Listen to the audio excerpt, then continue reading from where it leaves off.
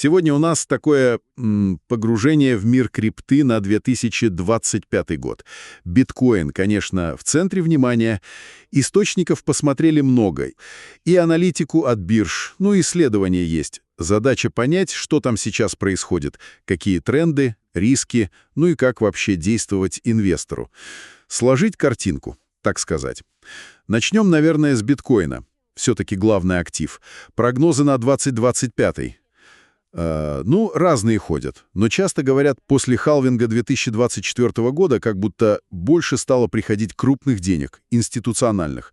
То есть его все чаще воспринимают как такое цифровое золото, для долгих инвестиций, а не просто чтобы быстро заработать. Да, это заметно. Но вот что любопытно, по данным S&P Global, получается, крипторынок пока не сильно-то связан с обычной макроэкономикой. Как будто важнее сейчас другие вещи. Насколько люди доверяют технологии, как быстро ее принимают, что там с законами, и просто спрос и предложение. Хотя, конечно, да, чем больше будет приходить этих самых институционалов, тем, возможно, и связь с глобальной экономикой станет теснее. Посмотрим.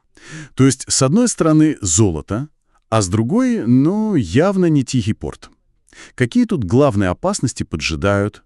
Во-первых, конечно, волатильность. Просто бешеная. Цена может за день скакнуть на 10-15%. Легко. Еще момент манипуляции. Киты и крупные держатели, они могут влиять на цену, двигать ее. И чисто технические риски нельзя забывать. Взломы бирж, кошельков, просто ошибка при переводе средств, и тут вся ответственность на тебе, на инвесторе. А есть какой-то прям специфический риск именно для крипты? Да, есть такая штука, очень важная. Исследования показали так называемый риск синхронного падения, downside market risk.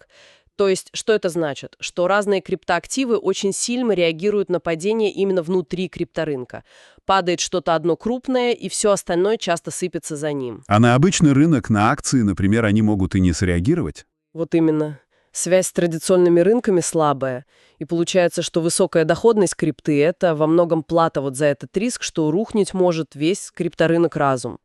Там даже посчитали, премию за риск в среднем была где-то 1,3% в неделю.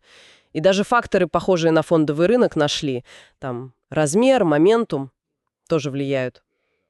Интересно про синхронность. Получается, эта обычная диверсификация, разложить по разным корзинам, она внутри крипты может работать хуже. Надо будет подумать. Пока решил человек инвестировать. Какие у него вообще стратегии и варианты? Самый такой, наверное, понятный для новичков, судя по всему, это долгосрок, холд. Купить и держать основные монеты, биткоин, эфир. Еще стратегия усреднения, DCA. Это когда регулярно покупаешь на одну и ту же сумму, чтобы сгладить эти скачки цены. Есть стейкинг.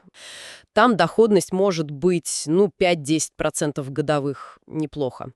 Трейдинг активный – это уже, конечно, для тех, кто разбирается и готов рисковать. Всякие там ICO, IDO – это вообще супер рискованно. Вложение на самом старте.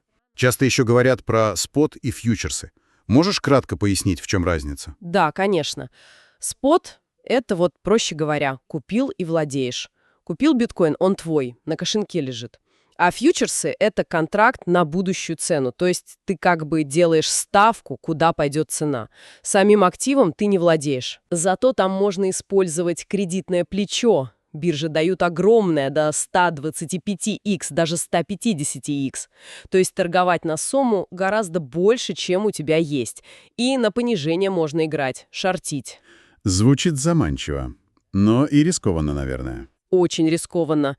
Из-за этого плеча можно потерять все моментально. Так что это точно не для новичков. Ясно. Со стратегиями и инструментами вроде разобрались. И последнее, но кажется очень важное – психология.